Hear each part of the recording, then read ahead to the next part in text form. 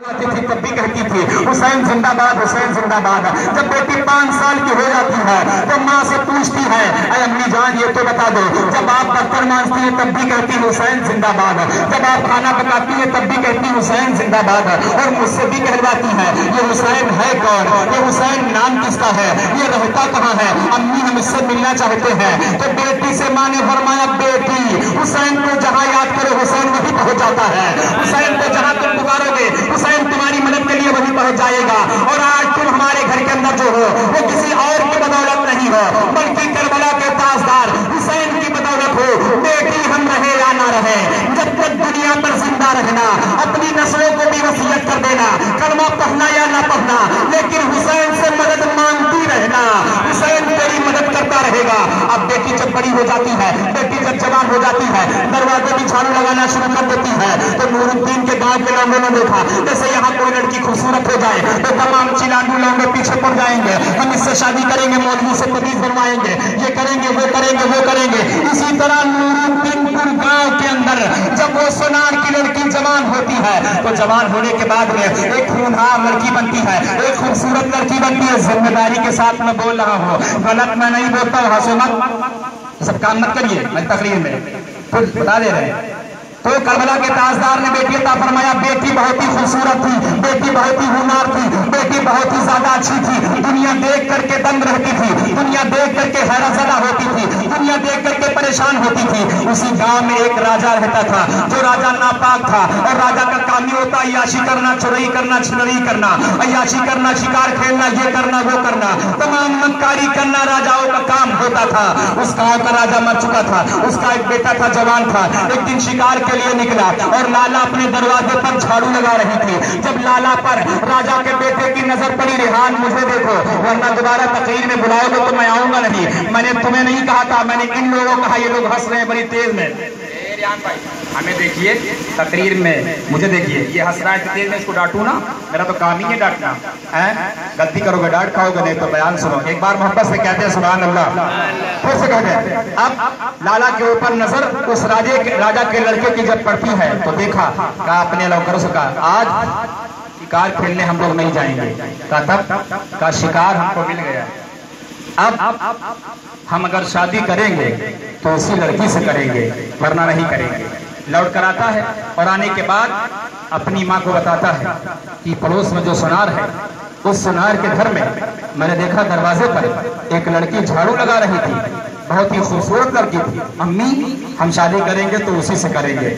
माँ ने कहा ये सब हो नहीं पाएगा, हम लोग राजा हैं, वो हमारी प्रजा है, प्रजा की लड़की हमारे घर के अंदर बहू बनकर नहीं आ सकती है। राजा के लड़के ने कहा अम्मी हमने एक झलक देखा है और हमने तय कर लिया है कि हम जिएंगे तो उसी के साथ में, मरेंगे तो उसी के साथ में, शादी करेंगे तो उसी के साथ में, फेरे लेंगे तो उसी के साथ में। माँ बेटे की मोहब्बत में पागल हो गई, बेटे की जिद को मान ली और मानने के बाद आती है सोनारिन के दरवाजे पर अपने घोड़ों के साथ में, अपने नौकर चौकर के साथ में तमाम पकवान लेकर आती है। और आने के बाद जब सोनारिन ने देखा तो देखकर कहा महारानी आप कहाँ क्यों आ गई, कोई काम था क्या, अगर आप कहलवाती तो हम ही आ जाते, आप क्यों आई है। कहा काम ऐसा है कि मेरा बेटा तेरे बेटी के इश्क में पागल है, मेरा बेटा तेरी बेटी से शादी करना चाहता है। सोनारिन ने डायरेक्ट मना कर दिया, मेरी बेटी गरीब है, मैं गरीब एक सुनार हूँ, मैं अपनी बेटी की शादी बादशाह के घर में नहीं कर सकती हूँ,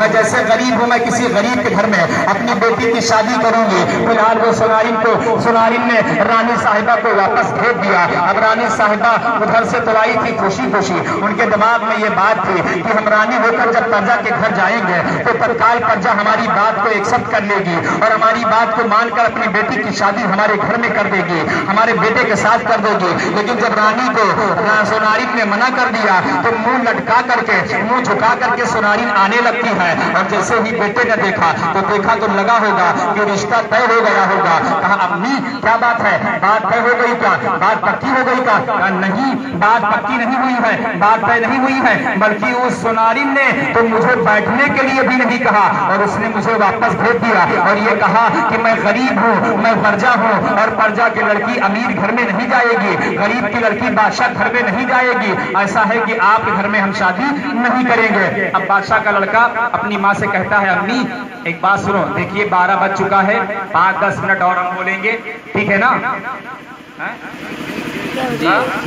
कल भी सुनना है, कोई बिहार से आने वाला है, हम तो रुदौली ही के हैं, बिहार में रुदौली में डिफरेंस है, बहुत फर्क है। ये तो रेहान की मोहब्बत है जो हम खींच कर आपके दयार में आए हैं, रुदौली प्रोग्राम छोड़ करके। इन्होंने इतना प्रेशर डाल दिया कि आप आइए दूसरे मौलाना को लगा दिए, वहाँ तुम बोलो, यहाँ साकिब खान बोलेगा, फिर आप लोग बोल दो सुभान अल्लाह। अब करबला के ताजदार ने जो बेटी दी थी, उसके इश्क में एक लड़का पागल था, राजा का। अब अपनी माँ से कहता, अम्मी शादी तो हम उसी से करेंगे, फर्क इतना है कि अब डोली लेकर नहीं जाएंगे, डोली कोई और लेकर आएगा, रास्ते में हम लूट लेंगे। माँ ने कहा गलत बात है, हमारी कौम हमें डरा देगी, हमें चिढ़ाएगी, हमें बुरा भला कहेगी। फिलहाल बच्चे ने कहा हम ऐसा ही करेंगे।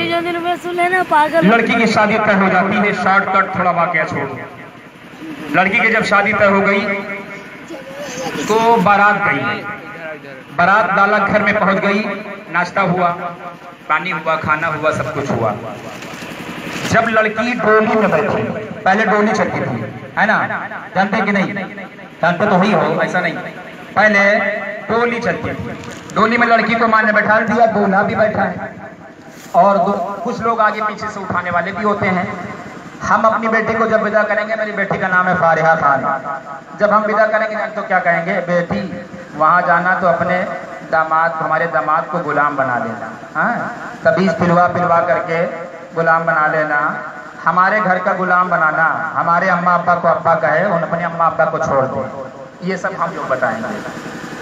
और आप अपनी बेटी को विदा करेंगे तब भी यही, वहाँ जाना, सास को मारना, उनको पीटना, इनको ये करना, मतलब हर माँ समझाती है, लेकिन जब 2-3 दिन बाद बिटिया बुराई करेगी, ऐसे करती, अब की आवे तो मौलाना बुला के तभी बनवा देंगे, तभी पिलवा देंगे, ये करवा देंगे, मौलाना बुला कर ये करवा, दुनिया भर एक ड्रामा आप करेंगे। लेकिन इस वाकये को सुने, खुदा की कसम आपका ईमान ताजा हो जाएगा।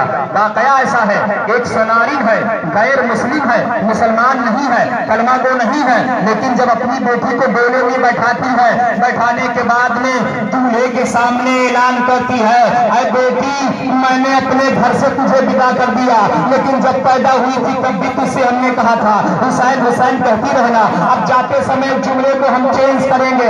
अम्मी ने फरमाया, माँ ने फरमाया, बेटी अगर रास्ते में कोई मुसीबत आ जाए, अगर रास्ते में कोई परेशानी आ जाए, अगर रास्ते में कोई दिक्कत आ जाए तो करबला के ताजदार से मदद मांग लेना, कह दो सुभान अल्लाह। ये एक माँ ने फरमाया, खुद से कह दो सुभान अल्लाह, फिर कहो सुभान अल्लाह। रेहान भाई आप भी कह दो सुभान अल्लाह। यहाँ हमारे पास कुछ पैसे चेंज रखे हैं, इसको चाहे उठा ले जाओ कुछ लोग, हैं, कह दीजिए सुभान अल्लाह। करबला के ताजदार से, अरे बेटी तुम रास्ते में कोई दिक्कत आए, कोई परेशानी आए तो मदद मांग लेना। अब ये काफिला जब मुसलमान की औरत आती है देखने के लिए, मुसलमान का आदमी आता है कि लाओ हम भी देखें, आज करबला के ताजदार ने जो बेटी अता किया था, आज वो दुल्हन बन के अपने ससुराल जा रही है, आज वो अपने दूल्हा के साथ अपने असली घर जा रही है, और हम भी देखें वो भी आती है तो आने के बाद वसीयत करती है, अरे बेटी सुनो सुनो, रास्ता में कोई परेशानी आए तो करबला के ताजदार से मदद जरूर मांग लेना, हुसैन से मदद जरूर मांग लेना। मेरी बातों को गौर से सुनना, इधर राजा के लड़के ने कहा था डोली कोई और लाएगा, उसको रास्ते में हम लूट लेंगे, इधर माँ ने और मुसलमान ने, माँ ने, बाप ने, मुसलमान औरत ने और आदमी ने ये वसीयत कर दिया। अब वो बेटा जिसको करबला के ताजदार ने अता फरमाया था, वो बेटा भी डोली के करीब आता है और दोनों हाथ से डोली पकड़ता है, कहता है बहन सुनो सुनो, हम दोनों की पैदाइश करबला के ताजदार की बदौलत हुई है, अगर रास्ते में कोई परेशानी आ जाए तो अम्मा अम्मा को याद मत करना, अब्बा को याद मत करना, किसी को याद मत करना, बल्कि करबला के ताजदार हुसैन से मदद मांग लेना। अब सबने यही वसीयत कर दिया, सबने यही बात बता दिया, अगर मदद मांगना तो करबला के ताजदार से मांग लेना। अब डोली विदा हो जाती है और डोली जाती है चलते चलते चलते चलते, मतलब दोपहर का एक पहलू गुजर जाता है। जब शाम ढलने लगती है तो जंगल का बीचों बीच आ जाता है, जहां राजा के लड़के ने और उनके चिलांडू किराए के टट्टू चेलों ने हमला बरातियों पर कर दिया। जब बराती पर हमला किया तो पहले एक बराती की गर्दन को काट करके फेंका। गौर से सुनना, ये आखिरी बयान है मेरा 5 मिनट का। इसी बयान में तुम्हारा ईमान भी ताजा होगा, तुम जान जाओगे हुसैन को कितना पावर है, तुम जान जाओगे हुसैन ने तुम्हें क्या क्या दिया है, हुसैन तुम्हें क्या क्या दे सकते हैं। सही मान करके तो तुम देखो, खुदा की कसम। अब वो गोली जा रही है और गोली जैसे जाती है अब जंगल के करीब में पहुंचती है। अब राजा के चिलांडुओं ने, राजा के चेलों ने बरातियों पर हमला कर दिया। एक बराती की गर्दन को काट करके फेंक दिया, दूसरे बराती की गर्दन काट करके फेंक दिया। कोई चिल्ला रहा, कोई आहो बका कर रहा है। जब गर्दनें कट रही तो कोई क्या कह रहा, कोई क्या कह रहा है। और जितने लोग बारात आए थे सब के सब हिंदू थे। गौर से मेरी बात को सुनते रहिएगा। बारात जिसकी आई थी वो भी लड़की हिंदू थी, लेकिन करबला के ताजदार की बदौलत सिर्फ पैदा हुई थी। करबला से मन्नत मांगा था तो अता हुई थी। अब मेरी बात को गौर से सुनते जाइएगा। जंगल का बीचों बीच कोई राम कहता, कोई श्याम कहता, मतलब जब गर्दन कटती तो यही सब जुमले निकल रहे थे। लेकिन जैसे ही सारी गर्दन कट जाती है बरातियों की, जैसे ही लाला की डोली के करीब वो राजा का आदमी पहुंचता है, राजा का लड़का पहुंचता है, तो नौकरों से कहता तुम सब दूर हो जाओ, इस डोली के अंदर मेरी अमानत है, इसे सिर्फ मैं छूंगा, कोई और नहीं छू सकता है। अब लाला के सामने लाला के शौहर के बाल को पकड़कर घसीट करके राजा का लड़का बाहर निकालता है और निकालने के बाद में राजा के सामने, लाला के सामने लाला के शौहर की गर्दन को काट करके फेंक देता है राजा का लड़का। और वैसे ही लाला के हाथ को पकड़ना चाहता है तो लाला ने पुकार करके कहा, ऐ करबला के ताजदार, जब से हम पैदा हुए हैं तेरा नाम अपने घर में सुनते रहे हैं। मैंने जब जब कोई काम किया है तेरा नाम लिया है, मैंने जब तक जिंदा रही हूं तेरा नाम लिया है, और जब मैं दुल्हन बनी तब भी तेरा नाम ले करके। आज मैं जब दुल्हन बन के आ रही थी तो मेरी माँ ने, मेरे बाप ने, पड़ोसी मुसलमान माँ ने, मुसलमान बाप ने, और मेरा एक रजाई भाई था, उसने सबने वसीयत किया था कि रास्ते में कोई मुसीबत आ जाए, रास्ते में कोई परेशानी आ जाए तो करबला के ताजदार से मन्नत मांग लेना। ऐ करबला के ताजदार, मैंने तुझे देखा नहीं है, ऐ करबला के ताजदार, मैंने तुझे सिर्फ जाना है, ऐ करबला के ताजदार, मैंने तुझे सिर्फ माना है, ऐ करबला के ताजदार, मैंने तुझे सिर्फ माना है। मानने की एवज में, कहने के एवज में, ऐ करबला के ताजदार, मुझे मेरी मदद के लिए तू आजा, ऐ करबला के ताजदार, मेरी मदद फरमा लीजिए, आज मेरी मदद जरूरी है, इसलिए कि वरना दुनिया ताना देगी कि जिस बेटी को हुसैन की बदौलत लोग करते हैं पैदा हुई है, वो बेटी खराब थी, उसका पैर सही नहीं था, वो कल जिद्दी थी, रास्ते में जा रही थी और रास्ते में जाने से पहले ससुराल नहीं पहुंच पाई, उसके आदमी का मर्डर हो गया, उसके आदमी की गोली लूट गई, उसकी गोली लूट गई और मुझे कोई और उठा करके लेकर जाएगा। ऐ करबला के ताजदार, आज मेरी इज्जत को बचाने के लिए आ जाओ। तो लाला बयान फरमाती है, जब मैंने मदद को मांगा तो मैंने देखा कि पश्चिम के जानिब से एक घुड़सवार आता है जिसका पूरा लिबास सफेद है, अमामा सफेद है, हाथ में तलवार है। आने के बाद आता है तो पहले एक राजा के चेले की गर्दन काट के फेंकता है, फिर दूसरे गर्दन काट के फेंकता है, फिर तीसरे गर्दन काट के फेंकता है। मतलब जिस तरीके से लाला के बरातियों की गर्दन, लाला के बरातियों की गर्दन राजा के लड़के के चेलों ने काटा था, उसी तरह आने वाला आकर काटता है, एक एक गर्दन काट काट कर फेंकता है। जब सारी गर्दनें कट जाती हैं तो लास्ट में करबला का ताजदार अभी मालूम नहीं हुआ कि कौन आया कौन नहीं आया, और लाला सारा मंजर देख रही है और बार बार लाला मदद पर मदद मांगती जा रही है। लेकिन जब वो करीब आता है और आने के बाद में राजा के लड़के की गर्दन पकड़कर और तलवार की नोक से तलवार की एक तलवार मारता है, आने वाला राजा की गर्दन भी काट करके फेंक देता है। और जैसे ही लाला के बराती वो करीब पहुंचता है तो पहुंचने के बाद में एक बराती की गर्दन को गर्दन से जोड़ दिया, फिर सबको गर्दन से जोड़ दिया, सबके सब जिंदा होकर चले जा रहे हैं। पहला आदमी जिंदा हुआ, दूसरा आदमी जिंदा हुआ, तीसरा आदमी जिंदा हुआ, सारे जिंदा हो गए। अब लाला के शौहर की गर्दन को उठाया, सर को उठाया और उठाने के बाद गर्दन पर रख दिया तो शौहर भी जिंदा हो गया। अब जाने वाले ने जैसे ही अपने घोड़े को पश्चिम के जानिब मोड़ा, घोड़े ने वो किया, लाला दौड़ कर जाती है और जाने के बाद घोड़े के आगे के दोनों पैर पकड़ लेती है। आने वाले वाले ये तो बता दो, अगर रास्ते में कोई पूछेगा कि तुम्हारे साथ क्या हुआ था तो मैं मंजर बयान तो कर दूंगी, मेरे साथ ये हुआ था, वो लड़का मेरी गोली लूट लिया था, मेरे बरातियों को मार डाला था, मैंने एक आदमी से मदद मांगा, मैंने करबला के ताजदार से मदद मांगा, एक आने वाला आया था, उसने मेरे बराती को जिंदा कर दिया, मेरे शौहर को जिंदा कर दिया। है आने वाले जरा अपना नाम तो तू बता दे। आने वाला आकर कहता है तेरे नाम की कोई जरूरत नहीं है, तेरा काम बन गया, काम से मतलब रख ले, नाम की कोई जरूरत नहीं है। धीरे धीरे से मारे इश्क के मारे, मारे मोहब्बत के मारे, लाला का हाथ ये आने वाले के जूते में लग जाता है, नामेल में लग जाता है, पैर में टच हो जाता है। फिर पूछती है कि अब तो बता दे तेरा नाम क्या है, तो आने वाला कहता है जिससे तूने मदद मांगा था, जिसको तूने देखा नहीं था, कोई और नहीं है, मेरा ही नाम हुसैन।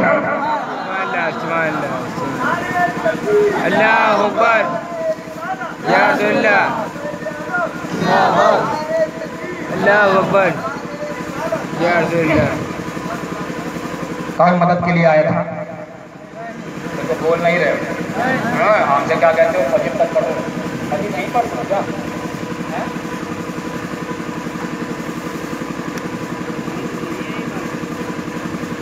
मदद के लिए कौन आया था? हुसैन। मदद के लिए कौन आया था? हुसैन। हुसैन आया था। क्या दो सुभान अल्लाह। सुभान अल्लाह। कहाँ पर आया था? जंगल में। कहाँ पर आया था? जंगल में।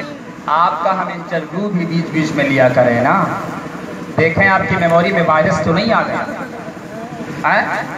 कहीं ऐसा तो नहीं कि मेमोरी में कोई गंदगी आके बस गई है, हम कहें कुछ आप सुनो कुछ और लास्ट में कहो इतना बोलता है ये सब, इसको तो बोलने को सीरियस है, हमको बैठाला रखा है तो ऐसा कुछ नहीं। ठीक है। करबला का ताजदार मदद के लिए हिंदुस्तान की सरजमी पर जौनपुर जिले के नूरुद्दीनपुर गांव में जो रास्ता था वहीं पे आया था। कह दीजिए सुभान अल्लाह। वह भी क्या कहता है? मदद अल्लाह से मांगो। अबे हम भी कहते हैं सब कुछ अल्लाह देता है, ही इज ग्रेट, वो महान है, वो इज्जत देता है, वो मौत देता है, वो जिल्लत देता है, वो रोजी देता है, वो बेटा देता है, वो बेटी देता है। अब 1 मिनट का एक वाक़या है, कहो तो सुना दूँ, कहो तो सुना दूँ, फिर से कहिए सुना दूँ। इतना ज़बरदस्त वाक़या आप जान जाओगे कि अल्लाह क्या क्या देता है और अल्लाह के वली क्या क्या देते हैं। गौसे आजम बचपना का आलम है, कह दीजिए सुभान अल्लाह। कौन सा आलम है? बचपना। मान लो 8-9 वर्ष की उम्र है, बच्चों के साथ खेल खेल रहे हैं। हम लोग खेलते हैं क्या? कबड्डी, चोरी, आइस पाइस, ये वो। गौसे आजम खेल खेल रहे हैं, गौसे आजम बच्चों के साथ खेल खेल रहे हैं। और खेल कितना खूबसूरत। आए बच्चों मर जाओ, क्या? आए बच्चों मर जाओ। सब बच्चे मर जाते हैं। अब गौसे आदम का जब नंबर आता था, मतलब पहले बच्चे कहते थे जैसे हमारा नंबर आए, तकरीर आपने किया, आपने किया, आपने किया, आपने किया, फिर आपके आपके बाप ने किया। हाँ हाँ। तो एक बच्चे का नंबर आया, बच्चों मर जाओ। सब लेट गए, पैर फैला के सब लेटे हुए। अब में कोई बच्चा हंसता भी तो रहा होगा, जैसे हम लोग कोई खेलते हैं हु ही हो करते रहते ना, वैसे वहाँ भी हुआ होगा। कोई तो हरी सब बच्चे उसमें बनी थे नहीं थे। तो जब एक बच्चा और बच्चा बराबर नहीं है, नहीं, फिलहाल गौर से सुने। गौसे आज़म की जब बारी आई तो अल्लाह के वली ने कहा ऐ बच्चों मर जाओ, ऐ बच्चों मर जाओ। खुदा की कसम सारे के सारे बच्चे की रूह रियल में कब्ज हो गई थी। हकीकत में अल्लाह के फरिश्ते इस्राइल ने आकर के कब्ज कर लिया था। गौसे आदम के मुंह से निकलना था कि बच्चों मर जाओ। सारे के सारे बच्चे मर जाते हैं और चंद मिनट तक मरे पड़े रहते हैं। किसी की सांस भी नहीं चलती है, किसी का पैर भी नहीं डगमगाता है। जब और बच्चे कहते हैं मर जाओ तो सारे बच्चों के कदम हिला करते थे, सारे बच्चों के पेट ऊपर नीचे हुआ करते थे, सारे बच्चों के सीने धक धक किया करते थे। लेकिन जब बगदाद का दूल्हा कहता था ऐ बच्चों मर जाओ तो सारे बच्चों की रूह अल्लाह कब्ज करवा लेता था। इसलिए कि मेरा गौस कभी झूठ नहीं बोलता है। गौसे आदम के मुंह से जो निकला वो अल्लाह ने पूरा कर दिया। अब बगदाद की सरहदी का यही हो गया है। फिर गौसे आदम ने कुछ मिनट के बाद में कहा ऐ बच्चों जिंदा हो जाओ। सारे के सारे बच्चे खड़े होकर मुस्कुराने लगते हैं। अब यही खेल एक आदमी पड़ोस में खड़ा होकर देख रहा था और बार बार इस खेल को देख रहा था। गौसे आदम सुबह से लेकर शाम तक इबादत भी करते थे, रियाजत भी करते थे, तकवा भी करते थे, परहेजगारी भी करते थे और इसी खेल में अल्लाह का वली मश्क रहता था। बगल में पड़ोस में कुछ दूर पर एक बच्चा हकीकत में मर गया था। क्या अच्छा, ये किस किताब में लिखा है कि किस किताब में लिखा भी कोई पूछ ले? किस किताब में? तज़किरतुल औलिया। किसमें? बोल नहीं रहे हो? फिर से बोलो, किसमें लिखा है? तज़किरतुल औलिया, जिसमें औलिया अल्लाह का तज़किरा इंडेंट है, ये उसमें लिखा है यार। क्यों नहीं बोलते हो तुम?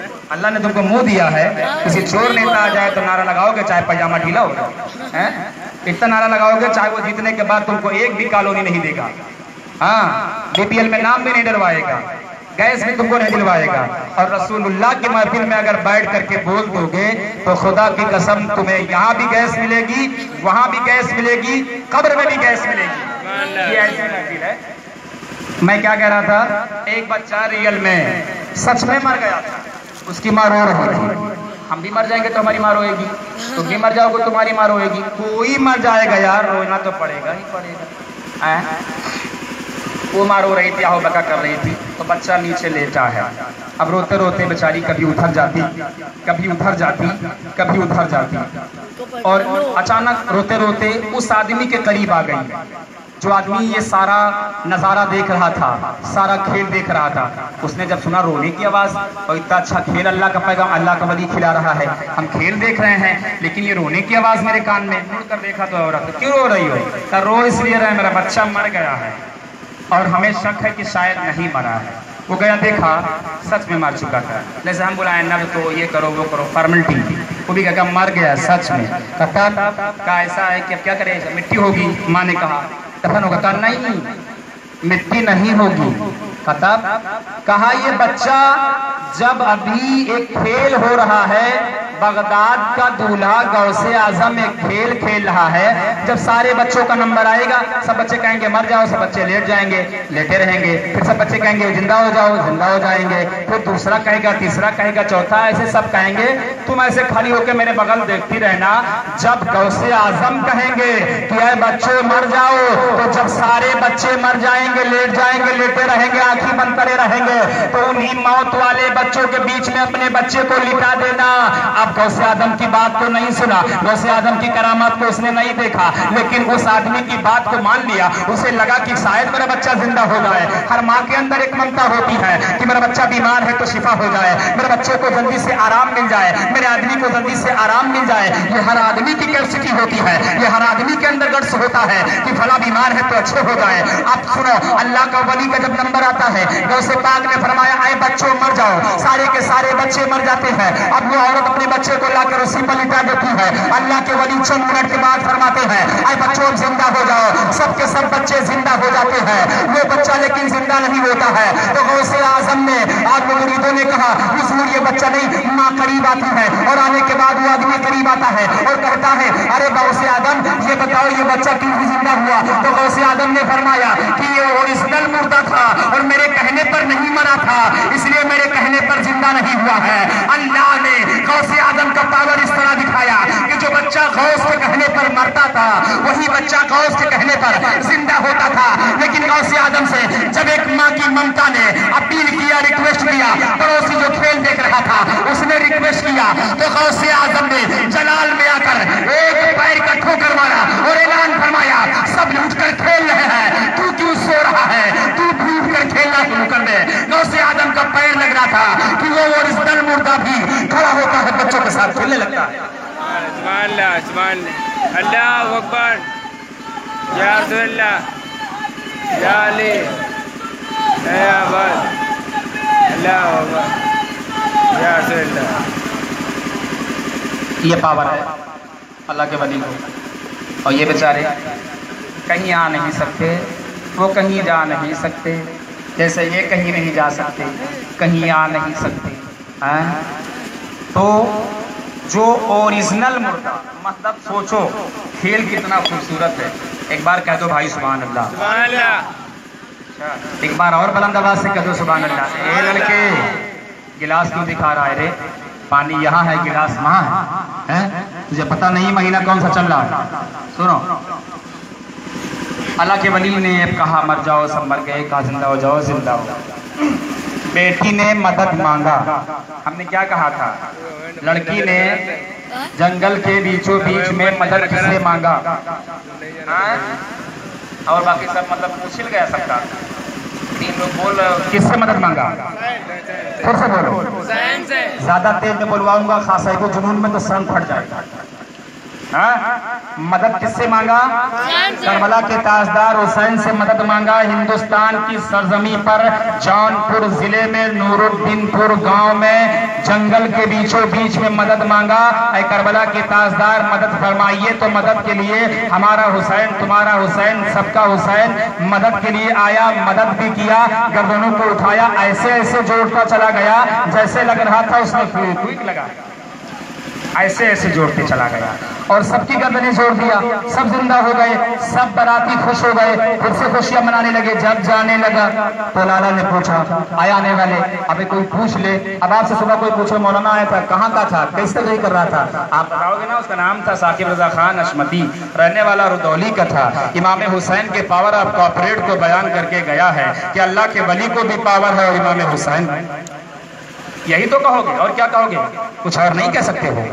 तो हुसैन ने अपना पूरा इंट्रोडक्शन यानी परिचय पत्र दे दिया कि तूने मदद किससे मांगा था, तेरी माँ ने मदद किससे मांगा था, तेरा पड़ोसी ने मदद किससे मांगा था। मेरा ही नाम हुसैन है, लेकिन तेरी माँ को मैं कभी नजर नहीं आया, तेरे बाप को मैं कभी नजर नहीं आया, पड़ोसी को कभी नजर नहीं आया, लेकिन तुझे इसलिए नजर आया कि दुनिया जान ले एक ही वक्त में करबला का ताजदार हजारों को जिंदा करने की ताकत भी रखता है। हजारों को मारने की ताकत तो सबके पास है, लेकिन जिंदा करने की ताकत किसी किसी के पास होती है। दुनिया जान ले कि इमाम हुसैन ने नई बारात फिर से वापस कर दिया, लाला की जिंदगी में फिर से खुशियां भर दिया। और जो बेटी हुसैन ने अता किया है उसका बाल कोई बाका कर दे, ये हुसैन को गवारा ही नहीं हो सकता था। और हुसैन से कोई मदद मांग ले और हुसैन उसकी मदद के लिए ना आए, ये अल्लाह के रसूल को गवारा नहीं। नबी कौनैन ने यह पावर दिया है हुसैन को कि हुसैन तुम दुनिया के हर गोशे हर किस्ते में जा सकते।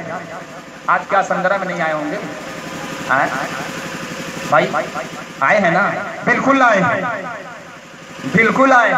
तो अच्छा देखिए, मैं 1.5 घंटा बोल चुका हूँ, समझ रहे ना?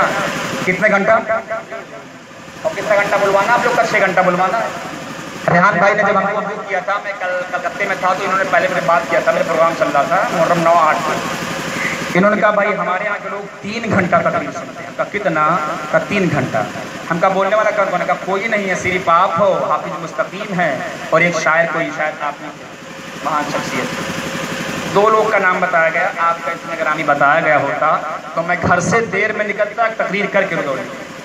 आप तो थे, आप संभाले रहते, लेकिन आपने बताया कोई नहीं। और मैं यहाँ आया तो आप लोग मुझे 1.5 घंटा बुलवा चुके हो और अब भी सुनने के मूड में हो। मतलब ये चाहते हो कि कल कानपुर में हम जाएं तो ऐसे लौट आए, यही तो चाहते हो। अच्छा एक बात दुरूद शरीफ पढ़ लीजिए।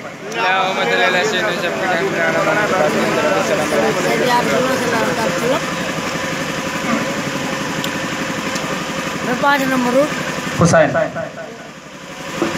मुहर्रम की 9 और 10 तारीख, गौर से सुनना, जोश में नहीं बोलूँगा, एकदम ऐसे बोलूँगा आहिस्ता आहिस्ता।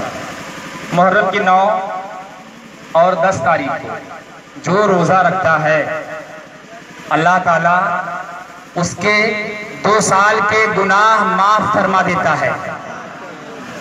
मुहर्रम की 9 तारीख और 10 तारीख को, ये सब मैं हदीस बयान कर रहा हूँ, ये जो है मेरे नबी ने फरमाया, समझ रहे ना?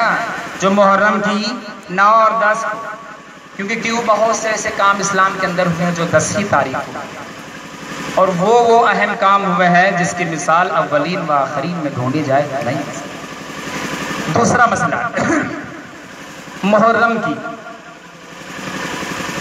9 को 10 को जो शख्स 4 रकत नमाज नफिल पढ़ेगा, कितनी? फिर से बोलो। 4 रकत नमाज नफिल पढ़ेगा।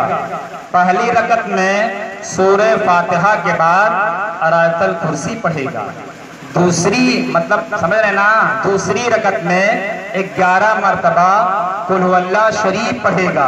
अगर ऐसे 4 रकत नमाज नफिल आपने पढ़ा तो अल्लाह रब्बुल इज्जत आपके 1 साल के गुनाह और 1 साल तक आपको रोजी और 1 साल तक आपके मकान में बरकतें अता फरमाएगा। ये नमाजें 4 रकत पढ़ने का सवाब है। और इमाम हुसैन के नाम पर अगर आपने किसी मुसलमान को या किसी भी कास्ट को, वो XYZ कोई भी कास्ट का हो, हैरानो परेशान है और अस्पताल आप पहुंच गए, करबला वाले के नाम पर आपने एक सेब किसी को अता फरमा दिया और उस बीमार आदमी ने खा लिया तो अल्लाह रब्बुल इज्जत कभी आपको 1 साल तक बीमारी नहीं अता फरमाएगा। ये इमाम हुसैन के नाम पर खिलाने के फूज़ो बरकत। और आका फरमाते हैं कि मेरे हुसैन के नाम पर जिस किसी ने अगर किसी के दरवाजे पर एक हाउस खुदवा दिया या कहीं किसी रास्ते पर एक नल लगवा दिया जहां से लोगों का आवागमन हो, आना जाना हो, तो अल्लाह ताला, अल्लाह के रसूल फरमाते हैं उसे हौज़े कौसर भी पिलाएगा और दुनिया में कभी प्यासा सुलाएगा नहीं। ये फायदे हैं।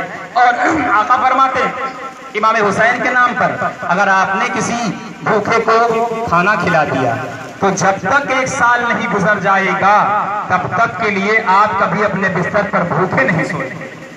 ये इमाम हुसैन के नाम पर खिलाने की फूज़ो बरकत। इमाम हुसैन के मानने वाले जहां कहीं भी वो अलहिदा है कि नहीं? देखो अलहिदा है कि नहीं? अमामा शरीफ नबियों की सुन्नत, दाढ़ी शरीफ नबियों की सुन्नत, कुर्ता शरीफ इब्राहिम की सुन्नत, पैजामा शरीफ इब्राहिम की सुन्नत, है कि नहीं? और मैं स्टेटमेंट दे रहा हूँ ये भी नबी की सुन्नत। कह दीजिए सुभान अल्लाह। तो मतलब ये कि हुसैन से मोहब्बत रखो। ऐसी पाकीज़ा महफिल आपको, हमको, सारे मुसलमान को अल्लाह सुनने को, सुनाने को, आपको रचाने को तौफीक अता फरमाए। और इलाहुल आलमीन अगर हमारे बोलने में कोई गलती हुई हो तो परवरदिगार तो उसे माफ अता फरमा और इस गांव के लोगों को हसनैन करीमैन का सदका अता फरमा। अस्तगफिरुल्लाह रब्बी मिन कुल्ली ज़ंबी व अतूबु इलैह, अस्तगफिरुल्लाह रब्बी मिन कुल्ली ज़ंबी व अतूबु इलैह, अस्तगफिरुल्लाह रब्बी मिन कुल्ली ज़ंबी व अतूबु इलैह, ला इलाहा इल्लल्लाहु मुहम्मदुर रसूलुल्लाह सल्लल्लाहु तआला अलैहि वसल्लम। खड़े हो आप हज़रात, शौक